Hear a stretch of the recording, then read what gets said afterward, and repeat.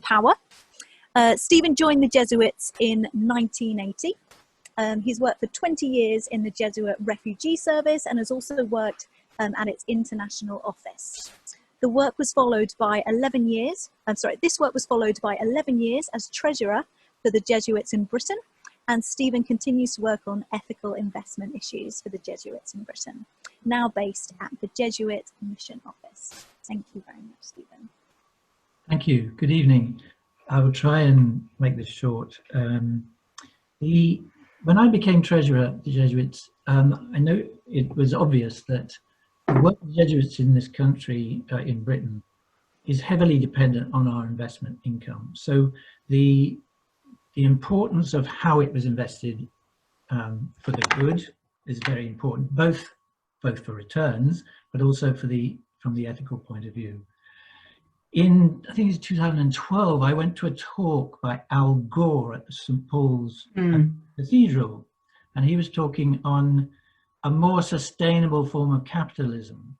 And he, you know, in follow-up to his film, if you remember, An Inconvenient Truth, that was it.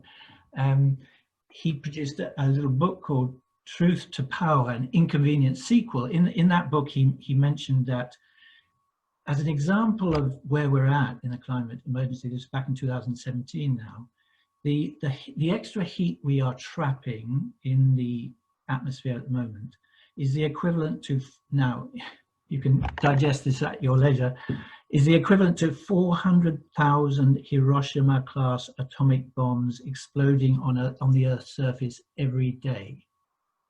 So I think, you know, we all have to have our benchmark for what stirs us into some sort of action. But at that talk, he also introduced an investment fund called Generation, which was a sustainable fund that he had set up to follow his thinking.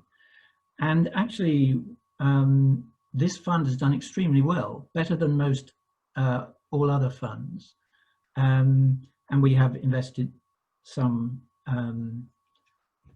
we've had some further problems of addressing more in, but it's very interesting to see how that worked out.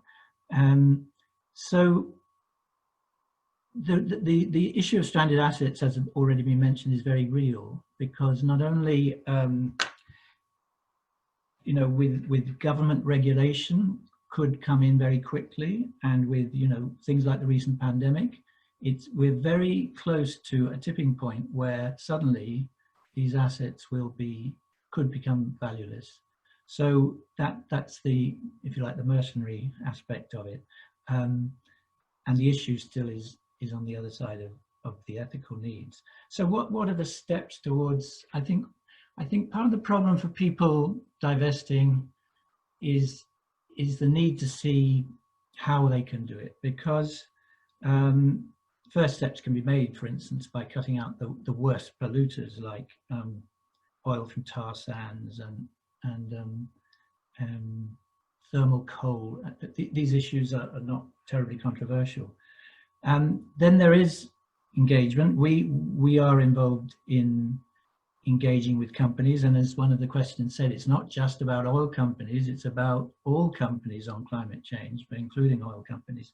And to do that, you know, many of us are too small we haven't got the capacity to do it on our own. So we need networks to work with people. And the Church Investors Group was a very useful group. The Church of England are big in that, and they lend of their expertise. We're involved in a network called the Charities Responsible Investment Network, which is managed by Share Action. The Association of Provincial Bursars has an annual conference where some of these ethical issues are discussed, and people can help each other on that. And there are others like the ECCR and so forth. So I think we all need to, Operation Noah is one of them here, but we all need to help each other on this. I think, you know, looking at our ethical principles, we had to gradually revamp our ethical policy, and an important ethical principle, or an important principle to get towards a better policy, is one of transparency.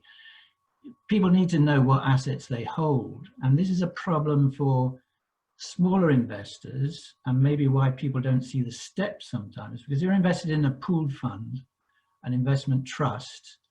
You know, it's not just getting out of the oil companies. It's not easy. It's not as easy as that. You have to get out of the whole fund because you haven't got a say in what that whole.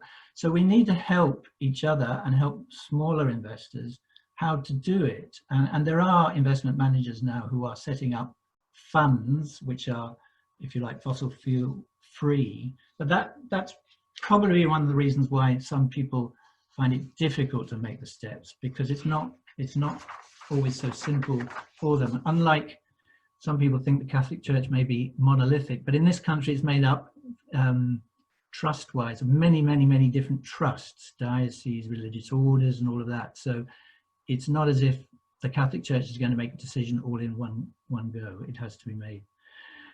So I think, you know, in the end, the climate emergency 2015 Laudato Si coming in helps very much underpin the urgency of the situation.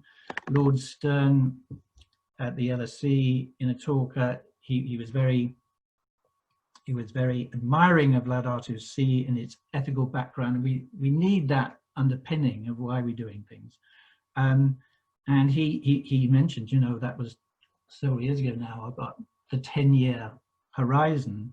And maybe it's just good to point out a couple of points in that, literally a sentence or two in Laudato Si. It says, the climate is a common good belonging to all and meant for all. The problem is aggravated by a model of development based on the intensive use of fossil fuels, which is at the heart of the worldwide energy system.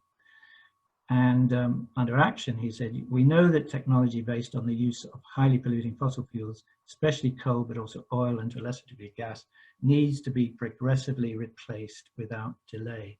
So, I mean, we have our moral imperatives. There are arguments. To, some people will argue how effective our divestment would be, but it's good to come back to, I think, Martin Poulsen's point about the prophetic nature of this and underlining this climate emergency. There are further details of timescales for divesting, how do you work with your investment managers and so forth, but I think I could leave that for more questions if there are any.